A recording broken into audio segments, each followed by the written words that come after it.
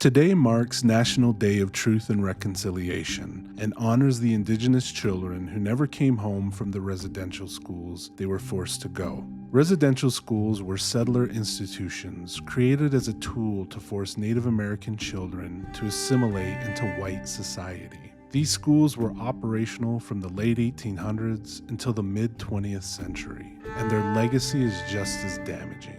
Children were forcibly taken from their families, and some sent hundreds or even 1,000 miles away to boarding schools, where they were stripped of their cultural identity, their language, spiritual practices, traditional clothing, and, in many cases, subjected to harsh physical, emotional, and sexual abuse. Here is an account from survivor Roy Dick of what it was like to enter one of these places. Well, when we came into the school, I remember that we all lining up. There was boys on one side and girls on the other side. And I was scared, I know that, because I didn't actually know what was going on. I didn't know why I was going there. I didn't even know I was going to school.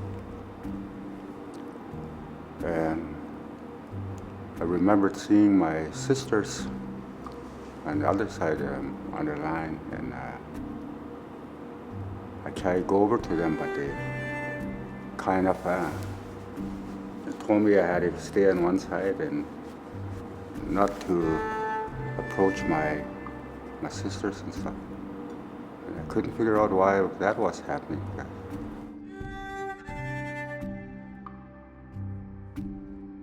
I remember talking to my older cousin, brother actually. I was talking to him in my language and he got mad at me. I was thinking, what's all this anger about talking my own language? He said, if we ever hear you talking like that, there's people there, he said, you're gonna really get punished. So I remember speaking it a few times, and then I did got punished.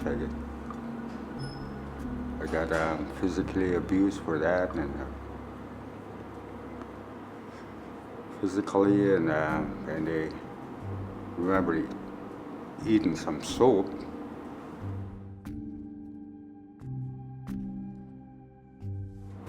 The second year I was down there, and I started getting first was physically abused.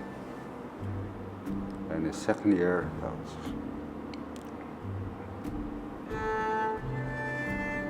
the second year when I was down there at the school, and I started getting sexually abused from this guy named George Mazinski. I was about 8 years old at that time, because how I could recall that, but at that time when I was 8, it was in 1963. How I remember that specific date is because that one day they all made us come into the gymnasium, and they tell us we had to pray and shed some tears for this person that I didn't even know. This person was the president of the United States, was John F. Kennedy, when he got assassinated. That's how I remember that date. And I can't even disclose the sexual abuse at that time, because we weren't believed, and most of the time it was under the silence of being punishment, and we're not going home for our holidays and stuff. That's what they laid on us, and I held that for a long, long time. The ramifications of these schools is still felt to this day, and the echoes of the horrors span generations.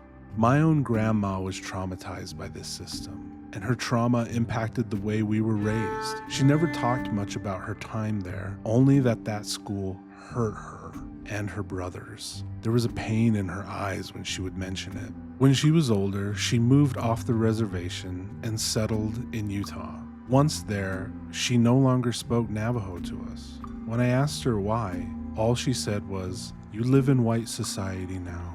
You speak white." I didn't understand at the time, but this was her way of protecting us. She had no concept of the ideas of intergenerational trauma or post-traumatic stress disorder. She couldn't verbalize the feelings she had. She did her best in protecting us the only way she knew how. Many children, my grandmother included, suffered at these horrific institutions. Their pain has rippled through our communities and caused damage to many. Today is the day we give those survivors and those who never came home grace and love. We are a resilient people. We are still here and our culture is thriving. The good thing of it, I did lost my identity, but they never really stole it, the whole thing from me, and now I know I still can talk my language. I know my culture, and I'm proud of who I am. May these survivors and the children who never came home be blessed. Hojo na asli kodo hojo do shishi je hojo shike de hojo shiyage hojo shikege hojo shana de da also hojo hojo na asli hojo na asli hojo na asli hojo na asli.